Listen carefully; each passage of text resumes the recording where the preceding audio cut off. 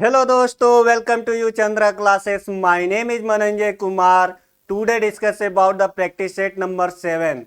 दोस्तों, आज हमारा प्रैक्टिस सेट नंबर 7 होगा। दोस्तों, आप लोगों ने देखा होगा कि अभी तक मैं प्रैक्टिस नंबर 6 तक क्वेश्चन करा दिए हैं और ये सारे क्वेश्चन जनरल साइंस के हैं।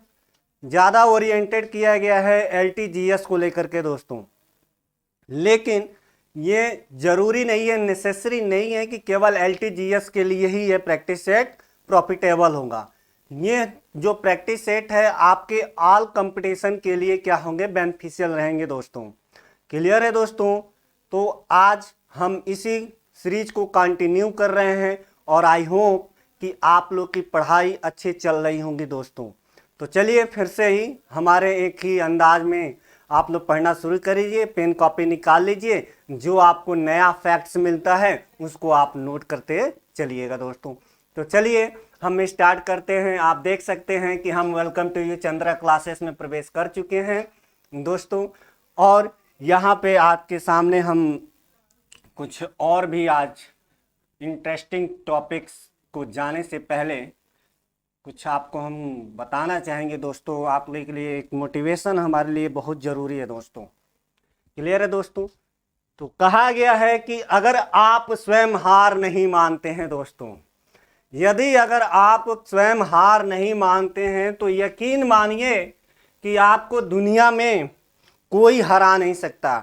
अगर आप अपने आप से, यानी कि आप स्वयं नहीं थक करके बैठेंगे जब तक कि अगर उस सफलता की तरफ आप बढ़ रहे हैं और आप स्वयं नहीं बढ़ेंगे तो दुनिया का कोई भी ताकत उस सफलता को प्राप्त करने के लिए रोक नहीं सकता है दोस्तों। तो आप भी जिसके लिए भी लगे हैं, जिस फील्ड के लिए लगे हैं, उस पे लगे रहिए जब तक आपके एग्जाम ना हो जाए, तब तक चाहे जितनी भी कठिन परिस्थितियां आ जाएं, आप अपने एग्जाम से भटकिएगा नहीं दोस्तों। इस लाइन का यही अर्थ हुआ है दोस्तों। तो यह आप ही को लिए लाया जा रहा है कि कम से कम आप एनर्जी फुल रहें क्लास में। ये नहीं कि हम पढ़ा रहे हैं आप बोरिंग फील कर रहे हो, ऐसा नहीं होना चाहिए दोस्तों। तो चलिए हम ज़्यादा समय न लेते हुए हम अपने प्रैक्टिस सेट और प्रैक्टिस सेट नंबर में पहला क्वेश्चन आपके स्क्रीन पे दिखाई दे रहा होगा। पहला क्वेश्चन आपके स्क्रीन पे दिखाई दे रहा होगा दोस्तों, और यहाँ पे आप देख रहे हैं कि जो क्वेश्चन पूछा गया है दोस्तों कि कॉपर चूर्ण को वायु में गर्म करने पर उसके सतह पे कॉपर ऑक्साइड की एक परत जम जाती है। इस परत का रंग कैसा होता है दोस्तों? तो यहाँ पे देखिए, ये केमिस्ट्री से क्वेश्चन लिया गया है दोस्तों। कहाँ से क्वेश्चन ले लिया गया है दोस्तों? केमिस्ट्री से क्वेश्चन ले लिया गया है। और यहाँ पे लिखा गया कि कॉपर चूर्ण को अगर वायु की उपस्थिति में अगर हम गर्म करते हैं तो इसके ऑक्साइड की एक परत जम जाती है और उस परत का रंग कैसा होता है। तो इसका राइट आंसर की तरफ अगर हम जाते हैं दोस्तों, तो इसका राइट आंसर जो होगा ऑप्शन नंबर ए होगा, यानी कि काली, यानी कि ब्लैक कलर का उस पर क्या हो जाती है, परत जम जाती है। तो इसका राइट आंसर क्या हो जाएगा, ब्लैक हो जाएगा दोस्तों। क्लियर है? अगर हम बात करते हैं इससे और क्या संबंधित है कॉपर, तो कॉपर से अगर इसमें देखा जाए तो कॉपर को जो होता है हम 29 एटॉमिक नंबर कितना होता है दोस्तों, 29 एटॉमिक नंबर होता है दोस्तों। क्लियर है? कॉपर से मिलाकर के और भी हमारे पास मिक्स एलिमेंट बनाए जाते हैं, जैसे आपका पीतल हो जाता है जिसको हम लोग ब्रास बोलते हैं, फिर ब्रॉन्ज बनाया जाता है। कॉपर अगर जिंक मिला दिया जाता है तो आपका पीतल बन जाता है दोस्तों। अगर कॉपर के साथ अगर हम टीन मिला देते हैं तो ब्रॉन्ज बन जाता है, जो कि ब्रॉन्ज मेडल मिलता है हम लोगों को। अभी जो ओलंपिक गेम हुए हैं उसमें भी ब्रॉन्ज मेडल होता है, यानी कि मेडल जो बनाए जाते हैं ब्रॉन्ज, उसमें क्या होता है कि कॉपर प्लस टीन अगर मिला दिया जाता है, कॉपर प्लस टीन अगर मिला दिया जाता है दोस्तों, तो ये हमारा बन जाता है ब्रॉन्ज। क्या बन जाता है? ब्रॉन्ज बन जाता है दोस्तों। अगर हम यही कॉपर प्लस जिंक मिला देते हैं, कॉपर प्लस जिंक मिला देते हैं तो हमारा ब्रॉस बन जाएगा। क्या बनेगा दोस्तों? ब्रास बनेगा।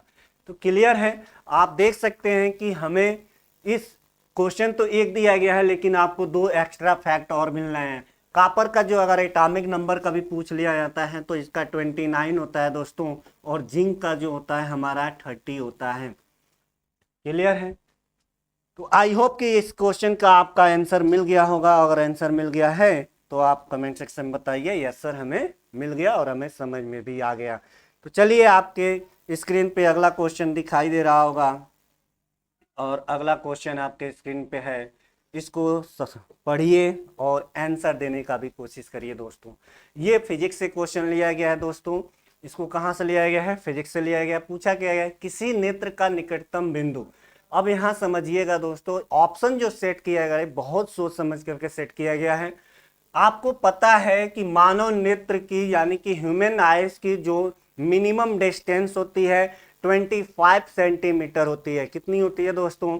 25 सेंटीमीटर होती है।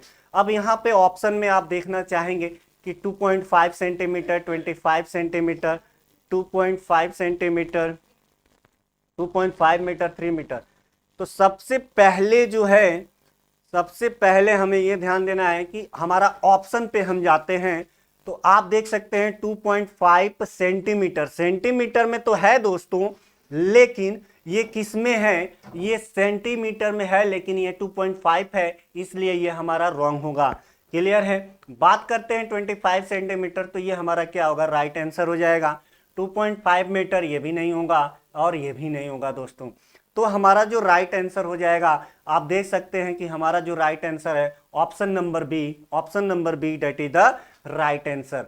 तो अब नेत्र से संबंधित जब आप फिजिक्स पढ़ेंगे यहाँ पे, तो आप देखेंगे कि नेत्र, टाइप्स ऑफ द जो नेत्र होती है, कार्निया क्या होती है, रेटिना क्या होती है, आइरिस का क्या काम होता है, पिपल्स हमारे क्या काम करते हैं।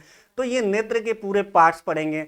अब यहीं पे लगे हाथ हम आपको बताना चाहेंगे कि अगर पूछ लिया जाता है कि निकट दृष्टि दोष यानी कि शॉर्ट साइटनेस में क्या कौन सा लेंस यूज करते हैं, कॉनकेव की कॉन्वेक्स, तो ये सारा चीज आपको लिए एक एक्स्ट्रा फैक्ट है, आप नोट कर सकते हैं यहाँ पे कि अगर आपसे पूछ लिया जाता है निकट दृष्टि दोष में कौन सा होगा, तो यहाँ याद रखिएगा अवतल लेंस का यूज करते हैं दोस्तों। ये एग्जाम में क्वेश्चन पूछा जा चुका है दोस्तों, याद रखिएगा। Concave lens, concave lens.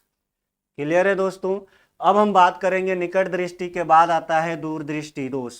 दूर दृष्टि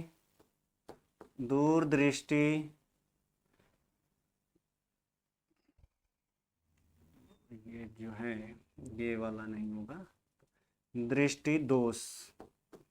इसमें जो है हमारा क्या होता है, इसमें हम जो यूज करते हैं दोस्तों, इसमें हम उत्तल लेंस यूज करते हैं, उत्तल लेंस यूज करते हैं। और उत्तल लेंस को क्या कहते हैं?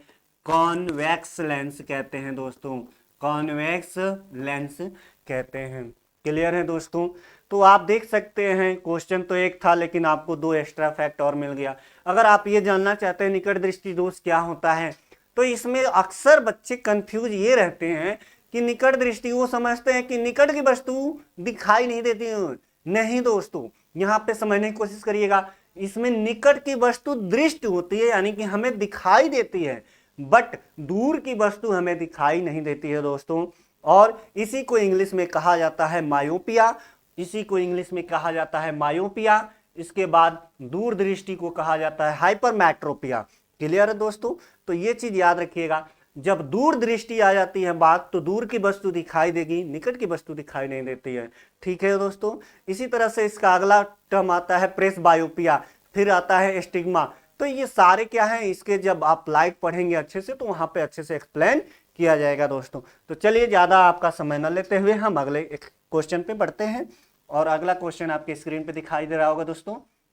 यहाँ पे देखिए, ये हाल ही में अभी क्वेश्चन ये पूछा जा चुका है, ये हाल ही में क्वेश्चन अभी पूछा गया है। आप देख सकते हैं कि 1 किलोवाट घंटा मात्रक है। दोस्तों ये जो क्वेश्चन है, ये समझ जाइए कि बहुत बार एग्जाम में पूछ लिया गया है। क्यों पूछा गया है और क्यों, आज जानने की कोशिश करिए क्यों पूछा जाता है ये। 1 किलोवाट घंटा, ज्यादातर लोग इसको ये समझते हैं कि ये पावर की यूनिट है, ये पावर की यूनिट है। बिकॉज क्योंकि यहाँ पे लोग ये वाट समझ करके पावर का, शक्ति का मात्रक टिक करके चले आते हैं, शक्ति का मात्रक टिक करके चले आते हैं दोस्तों। लेकिन यहाँ पे ध्यान से समझने की कोशिश करिएगा, इसका जो राइट आंसर होगा वो ऊर्जा का होगा। किसका होगा? इसका जो राइट आंसर होगा ऊर्जा, यानी कि ऑप्शन नंबर बी होगा। बिकॉज क्योंकि जो हमारा किलोवाट, अगर किसी भी वाट में यानी कि शक्ति में अगर टाइम का मल्टीप्लाई कर दिया जाता है, टाइम यानी क्या, सेकेंड है, मिनट है और घंटे यानी कि आवर्स है, अगर इसका मल्टीप्लाई हो जाएगा तो वह ऊर्जा में बदल जाएगा। ऊर्जा और किसका मात्रक? ऊर्जा का मात्रक जूल होता है, जो कार्य का मात्रक होता है वही ऊर्जा का मात्रक होता है दोस्तों। तो याद रखिएगा, ये कंफ्यूजिंग क्वेश्चन होता है और बार बार एग्जाम में पूछा जाता है। फिर शक्ति लगा के आज के बाद मत आइएगा। क्लियर है दोस्तों? चलिए, आपके स्क्रीन पे अगला क्वेश्चन दिखाई दे रहा होगा। अगला क्वेश्चन पढ़िए। कह रहा है कि विद्युत बल्ब का फिलामेंट होता है। ये भी आपका क्या है, बिल्कुल क्या है कि बिल्कुल एकदम छापा छपाया ऐसे ही एग्जाम में मिलेगा आपको। क्लियर है? ये भी एग्जाम में पूछ लिया जाता है कि जो बल्ब का फिलामेंट होता है, आप देखे होंगे कि बल्ब के फिलामेंट में इस तरह के यानी कि डब्लू से पहली चीज भी ध्यान रखिएगा कि जो फिलामेंट का शेप होता है दोस्तों, ये इस आकार का होता है। किस आकार का होता है दोस्तों? ये इस आकार का होता है, यानी कि डब्लू शेप का होता है दोस्तों। क्लियर है? डब्लू शेप का आपका फिलामेंट होता है। तो एक तो शेप से क्वेश्चन बन जाएगा। और फिलामेंट में यूज किया जाता है, तो फिलामेंट में जो यूज किया जाता है उस पदार्थ का नाम है टंगस्टन। क्या है दोस्तों? टंगस्टन उस पदार्थ का नाम होता है दोस्तों। तो यहाँ पे हमारा जो राइट आंसर हो जाएगा option number C. Option number C is the right answer. Clear है दोस्तों? तो चलिए, आई होप कि आपको क्लियर हो रहे होंगे क्वेश्चन, और हमारे साथ लगे रहिए दोस्तों, क्योंकि हमारे साथ जो पढ़ता है वो थकना तो भूल ही जाएगा कि टायर्ड क्या चीज होती है। टायर्ड तो उसके लिए सपना हो जाएगा। एकदम एनर्जी फुल तैयारी होकर के आया करिए हमारी क्लास लेने के लिए दोस्तों, क्योंकि आपको एक से एक नए से नए चीज सीखने को मिलेगा यहाँ पे। क्लियर है दोस्तों? तो चलिए बात करते हैं। यहाँ पे पूछा जा रहा है कि इस्पात में कितना प्रतिशत तक कार्बन होता है दोस्तों। इस्पात याद रखिएगा, इस्पात को ही हम स्टील कहते हैं दोस्तों। क्या कहते हैं? स्टील कहते हैं दोस्तों। और स्टील में जो होता है 4% कार्बन पाया जाता है। कितना परसेंट पाया जाता है दोस्तों? 4% तक कार्बन पाया जाता है स्टील में। क्लियर है दोस्तों? याद रखिएगा। इस्पात के संबंध में एक और आप यहाँ पे देखने की कोशिश करिएगा। राइट आंसर की बात करें तो 4% होता है इस्पात यानी कि स्टील। अब यहाँ से क्वेश्चन कैसे पूछा जा सकता है? तो पूछा गया है कि साउंड, जो साउंड होती है, साउंड का वेग होता है यानी कि ध्वनि वेग जो होती है, यह किसमें ज्यादा होती है? तो होती तो ठोस में है। ध्वनि की चाल सबसे ज्यादा ठोस में होती है। ठोस में किस में होती है? इस्पात में ही होती है दोस्तों। किस में होती है? इस्पात में ही होती है। और इस्पात को हम दूसरा नाम क्या रखते हैं? स्टील रखते हैं। क्लियर है दोस्तों? चलिए आगे बढ़ते हैं और अगला क्वेश्चन आपके स्क्रीन पे दिखाई दे रहा होगा दोस्तों। अब देखिए, ये भी फिजिक्स का क्वेश्चन है कि इंद्रधनुष किस प्रकार का स्पेक्ट्रम है। इंद्रधनुष किस प्रकार का स्पेक्ट्रम है दोस्तों? यहां पूछ लिया जाएगा कि यानी कि रेनबो, रेनबो आप देख रहे हैं कि रेनबो कब फॉर्मेशन होता है? तो याद रखिएगा, जब बारिश हो जाती है तो उसमें क्या होता है? वाटर पार्टिकल का अपवर्तन होता है और उसके वजह से वहां पर रेनबो फॉर्म होता है। रेनबो में हमें 7 कलर दिखाई देती है दोस्तों। 7 कलर वो कौन कौन सी होती है? बिब गयोर होती है दोस्तों। यानी कि स्पेक्ट्रम की अगर बात करें, इंद्रधनुष की बात करें, तो इंद्रधनुष 2 तरीके का होता है। एक प्राथमिक यानी कि प्राइमरी रेनबो होता है और दूसरा होता है secondary rainbow. Secondary rainbow, rainbow इस तरीके का दिखाई देगा आपको दोस्तों। इस तरीके का रेनबो होता है। क्लियर है?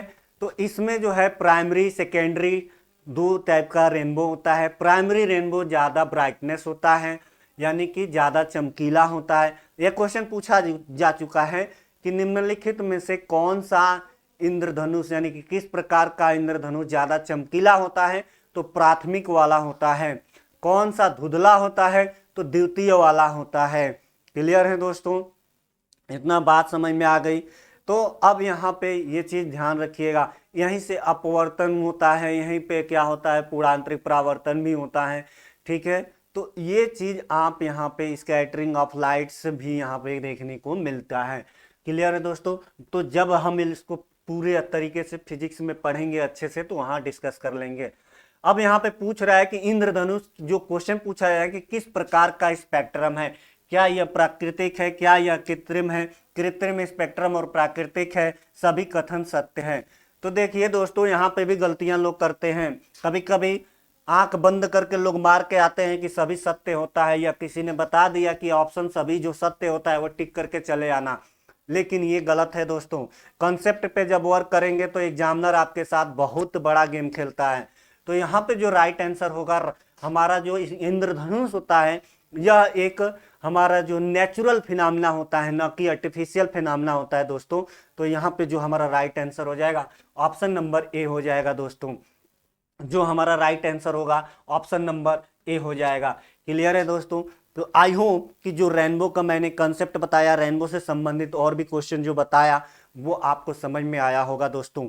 अगर आया है तो उसको पेन कॉपी पे नोट कर लीजिए, पेन कॉपी निकाले ही होंगे, उस पर नोट करते जाइए, क्योंकि हमारे क्लास में अगर बैठना है तो बिना पेन कॉपी का नहीं बैठेंगे आप, क्योंकि हमारे मुंह से केवल फैक्टों का ही भंडार निकलता है दोस्तों। तो ये आप ध्यान में रखिएगा। चलिए बात करते हैं अगले क्वेश्चन की तरफ, और अगला क्वेश्चन आपके स्क्रीन पे दिखाई दे रहा है कि यहाँ पे देखिएगा कि अब यहाँ पे कह रहे हैं कि कौन सा धातु जल में डालने पे तैरने लगता है। तो दोस्तों यहाँ पे याद रखिएगा, जो हमारा पोटेशियम है, पोटेशियम जो धातु होती है वो हमारा जल में डालने पे क्या होता है, तैरने लगता है दोस्तों। ये भी एक फैक्ट की तरफ पे क्वेश्चन है, इसको याद रखिएगा दोस्तों। क्लियर है? तो चलिए यहाँ पे इसका राइट आंसर क्या हो जाएगा, इसका राइट आंसर हो जाएगा ऑप्शन नंबर डी हो जाएगा दोस्तों। क्या हो जाएगा? डी हो जाएगा। क्लियर है? चलिए अब हम बात करते हैं, इसमें कुछ ज़्यादा नहीं बताना है, धातु के बारे में हम बता चुके हैं। कुछ फैक्ट जो होते हैं वन लीनियर तर्क पे होते हैं, केवल याद रखिएगा। अब यहाँ ध्यान दिखिएगा दोस्तों, अभी मैंने कहा कि जो मिश्र धातुएं हैं वहां से भी क्वेश्चन आए हुए हैं। अभी दो मिश्र धातु का मैंने नाम बताया, वो काफी इंपॉर्टेंट थे। तीसरा मिश्र धातु का नाम याद रखिएगा दोस्तों, जो तीसरा मिश्र धातु है उसका नाम याद रखिएगा, सीसा और टीन की मिश्र धातु को कहते हैं। यानी कि अगर लेड को और टीन को मिला दिया जाता है तो दोस्तों क्या बनता है, तो सीधा सा आंसर आप याद रखिएगा दोस्तों, इसमें अगर हम सीसा और टीन को एक साथ मिला देते हैं तो हमारे पास सोल्डर का निर्माण हो जाता है। किसका? सोल्डर का। सोल्डर एक देखा जाए तो धातु के तौर पे ही काम करता है, मिक्स एलिमेंट के तौर पे काम करता है दोस्तों। ये अपना शरीर वाला सोल्डर मत समझ जाइएगा। क्लियर है? तो वही बहुत लोग अपना दिमाग लगा लेंगे, वो सोल्डर यानी कि धातु सीसा और टीन को मिला देंगे तो मेरा कंधा बन जाएगा, इस गलत फहमी में मत रहिएगा। ठीक है? यह एक स्वयं एक क्या है, मिश्र धातु एक नया बनता है, और ये क्वेश्चन पूछा जा चुका है कि सोल्डर निम्न में किससे मिलकर के बनता है, तो सीसा और टीन से। क्लियर है दोस्तों? चलिए आगे बढ़ते हैं। अगला क्वेश्चन आपके स्क्रीन पे दिखाई दे रहा होगा। अगला क्वेश्चन है आपके स्क्रीन पे, और इसको देखिए और जवाब देने की भी कोशिश करिए। चलिए, लिखा है कि निम्नलिखित में से कौन सा सर्वोत्तम विद्युत का चालक है दोस्तों। यहां याद रखिएगा, चालक पूछा है, चालक को, चालक का कॉन्सेप्ट आपको अच्छे से आना चाहिए। चालक वो पदार्थ होते हैं जिसमें इलेक्ट्रिसिटी अगर पास कराया जाए तो पूर्ण रूप से इलेक्ट्रिसिटी क्या हो, पास हो जाए, इलेक्ट्रिसिटी का इफेक्ट शो करे। अचालक में क्या होता है, इलेक्ट्रिसिटी इफेक्ट नहीं करती है दोस्तों। क्लियर है? अगर हम बात करते हैं इसमें सर्वोत्तम विद्युत चालक क्या है, सर्वोत्तम विद्युत चालक की अगर हम बात करते हैं यहाँ पे दोस्तों, तो दो नाम याद रखिएगा। सबसे पहले जो होता है हमारा, सबसे पहले हमारा चांदी, चांदी जो होता है सर्वोत्तम चालक होता है दोस्तों। क्या होता है? सर्वोत्तम चालक होता है। क्लियर है दोस्तों? चलिए आगे की तरफ बढ़ते हैं। दूसरे नंबर पे हमारा तांबा आता है, पहले नंबर पे चांदी, दूसरे नंबर पे तांबा। क्लियर है? यानी कि good conductor of the good conducting element that क्या हो जाएगा, चांदी हो जाएगा, यानी कि सिल्वर। सिल्वर का एटॉमिक नंबर कितना होता है, इसका सिंबल Ag होता है, एटॉमिक नंबर 47 होता है दोस्तों। क्लियर है, याद रहेगा। चलिए अगले क्वेश्चन की तरफ बढ़ते हैं, और अगला क्वेश्चन आपके स्क्रीन पे दिखाई दे रहा होगा। अगला क्वेश्चन पूछ रहा है कि 1 मेगावाट घंटा बराबर होता है। देखिए अब 1 मेगावाट घंटा, 1 वाट घंटा, देखिए यहाँ पे समझने की कोशिश करिएगा। 1 वाट घंटा क्या होता है, यहां से उसके बाद मेगा निकल जाएगा।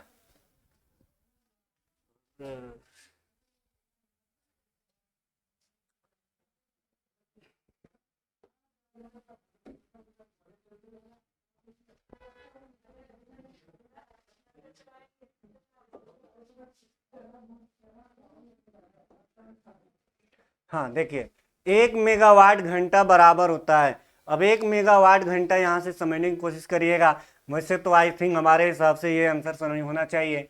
अब देखिए 1 वाट घंटा क्या होता है, यहाँ पे समझने की कोशिश करिए। 1 वाट घंटा, 1 वाट घंटा, तो 1 घंटे में कितने बराबर हो जाएगा दोस्तों, यानी कि 33600। क्लियर है, ये घंटे के बराबर होगा।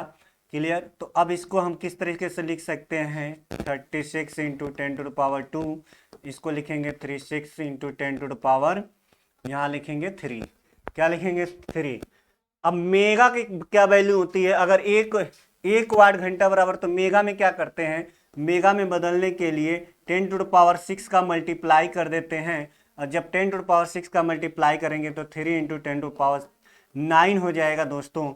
और यही हमारा क्या होगा, ये जूल में बदलता है, और सारा आंसर किस में रहेगा, जूल में। तो इसलिए हमारा जो राइट आंसर होगा option number D, option number D that is a right answer. Sorry, हाँ नहीं सही है, option number D that is the right answer, 3.6 into 10⁻9 joule दोस्तों। क्लियर है, तो चलिए आगे बढ़ते हैं, और अगला क्वेश्चन आपके स्क्रीन पे दिखाई दे रहा होगा दोस्तों। अगला क्वेश्चन आपके स्क्रीन पे दिखाई दे रहा है। अगला क्वेश्चन है कि रासायनिक ऊर्जा को विद्युत ऊर्जा में परिवर्तित करता है। ये तो समझ जाइए, कितनी बार मैं ये क्वेश्चन करा चुका हूं कि रासायनिक ऊर्जा को विद्युत ऊर्जा में कौन परिवर्तित करता है दोस्तों। तो यहां ध्यान से समझिएगा, डायनेमो, हीटर, मोटर, ये सब तो होगा नहीं। हीटर, मोटर, यहां से कोई कंसेप्ट नहीं है। क्लियर है, तो चलिए दोस्तों आज के लिए हम बस यहीं पे समाप्त करते हैं। तो आई होप कि आपको ये पॉइंट और ये सेशन अच्छा लगा होगा। अगर अच्छा लगा है तो आप हमें कमेंट सेक्शन में बता सकते हैं। तो आज के लिए बस इतना ही दोस्तों, चलिए नमस्कार। ऐसे ही आप लोग क्या करिए, मुस्कुराते रहिए, हंसते रहिए, आगे बढ़ते रहिए दोस्तों। थैंक यू दोस्तों।